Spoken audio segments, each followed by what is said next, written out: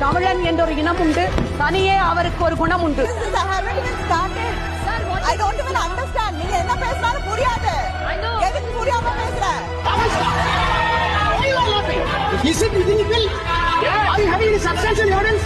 You are referring to the man without any reason and baseless allegations. நிதியமைச்சர் இந்த அவையிலே கணக்கு முன்வைப்பாரா? மக்களுக்கு கொடுத்தால் அது சலுகை, மக்களுக்கு கொடுத்தால் அது இலவசம், கார்ப்பரேட்டுகளுக்கு அள்ளி கொடுத்தால் அது ஊக்கத்தொகை. உங்களது அகராதியை இந்த நாடு மீண்டும் மீண்டும் பார்த்துக் கொண்டிருக்கிறது. அரசு சிறுபான்மை மக்களுக்கு மட்டுமல்ல, இந்து பெரும்பான்மை மக்களுக்கு எதிராக இருக்கிறது. நிதியமைச்சர் என்ன சொல்கிறார்? வெங்காயமா விலை ஏறிட்டா, நான் வெங்காயம் சாப்பிடுவதில்லை, அதனால எனக்கு தெரியவில்லை. पेट्रोल, डीजल, गैस, ये तो बड़ी बड़ी बातें। आटा, चावल, दूध, दही, पनीर, छाछ, सब चीज पे जीएसटी। अरे ये फिल्में टैक्स फ्री करने वाले लोग कफन तक पर जीएसटी लगा रहे हैं और ये